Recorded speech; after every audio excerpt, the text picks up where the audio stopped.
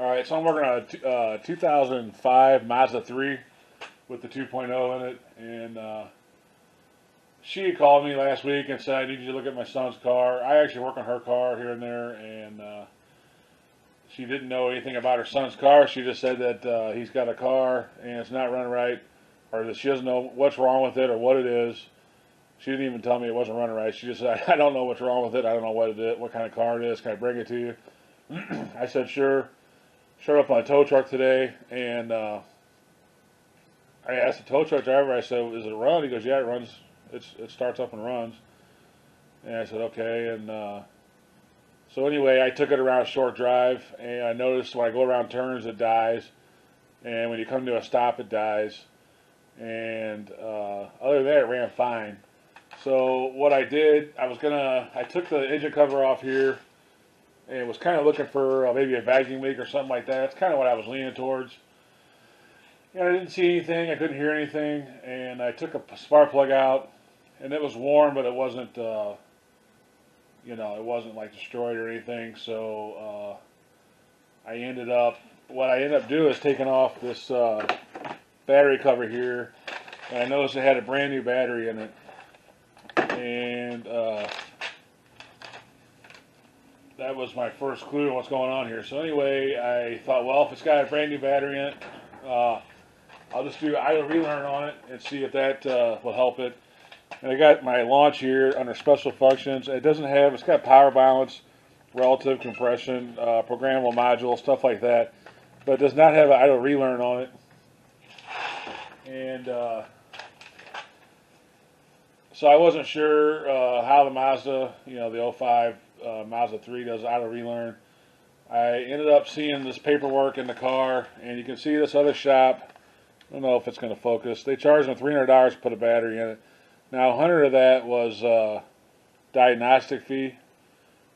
So I don't know, man. Like, if a car comes in, no crank, no start, and all you're doing is putting a battery in it, I don't know if $110 is worth the diagnostic fee for that. Now, I understand if you put your scan tool on it and start doing actual diagnostics, but a battery issue like that, I think that's kind of, I don't know. To me, it's a little bit shady, but I wouldn't do that. I don't do that to people if it's just a battery. I don't charge a diagnostic fee. These guys did those $110. Ended up being $300 to change the battery, and then they noticed that it wasn't running the way it was supposed to. We also recommend a tune-up to idle quality and a dirty throttle body.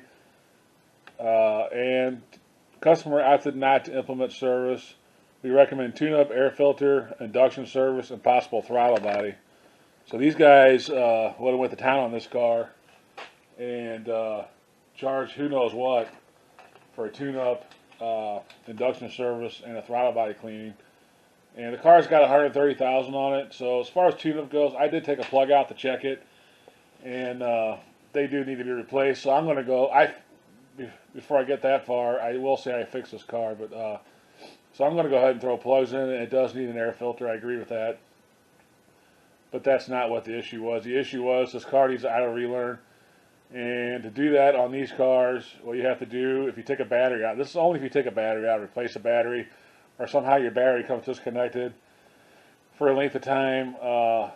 The car needs to relearn your throttle body. Over time, your spark plugs and your throttle body and all that gets dirty. The car computer adjusts for that, and when you put a new battery in, it's not adjusted to the older parts. So you're going to have the problem that you have here, which is it's dying, it stops and stuff. Now this is only if you change the battery, disconnect the battery. So on 05 Mazda 3, I think it's 03 to 06, somewhere in there. With the 2.0, if you have this problem where it's dying at a stop and you change the battery, what you do is let the car run about 20 minutes with everything off. And then after about 20 minutes, turn the AC on and let it run another 15 or 20 minutes. And that will give the computer time to relearn the idle. And you should be good to go after that. So that's what I did with this car. I just let it sit here and idle for 20 minutes. Turned the AC on, idled again for 20 minutes, took it out for about 15 minutes, ran perfect, no more dying. It was dying right away. As soon as I got off the tow truck, it was dying right away, going around turns and stuff. So it's 100% fixed. I'm going to go ahead and throw in new plugs and a filter on it just because it does need it. It's got about 130 on it, and the plugs are pretty worn out and the air filter's dirty. But the actual problem that it's here for, which is, it dies, that problem is fixed. And I'm a little ashamed that this other shop replaced the battery and then let it go out the door with it dying like that. And the first thing I thought of when I saw the new battery was that it probably needs an idle relearn, and I don't know how these shops, this is an ASE Master Certified shop, and anyway, they dropped the ball on this one. They charged the customer $300 for a battery, didn't do an idle relearn, then the customer has to get the car towed here because they don't, I guess she wanted me to work on it, and like I said, if they would have worked on it, they would have done a full tune-up, possibly a throttle body, and who knows what else. It could have been, I would hate to even guess how much the bill would have been by the time they were done throwing parts at it to fix this idle problem when all they had to do was just let it idle for a half hour and be done with it. So anyway, I'm not here to rag on the other shops. I could care less. It was brought to me and I fixed it. So, if anything, I look better. I look good. So that's pretty much it for this video.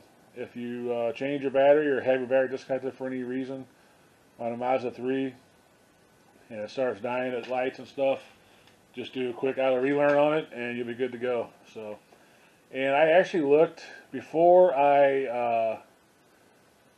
when I looked at my scan tool, there was no idle relearn in there. I looked at Mitchell on Demand and they didn't mention anything about an idle relearn. I actually found the information on a Mazda portal that I use once in a while. There's some Mazda mechanics on there and stuff, and they were talking about it, the idle relearn on these, and that's where I found the information at. So, I can't blame the shop 100% because there was no idle relearn procedures in Mitchell on Demand. And, there's nothing to scan tool about it. So, anyway, that's about it. Live and learn, move on to the next one. This one's good to go. I'm just going to change the plugs in it and the air filter and give it back. But, just keep that in mind if you do have a Mazda with that, you have that issue, and you've had a recent battery change. So anyway, probably a short video, maybe kind of boring, but if you need the info, it's here, and we're just going to spread the info like we always do, and let people do whatever they want with it, and hopefully help people. So thanks for watching. Hopefully we'll see you on the next one, and as always, God bless.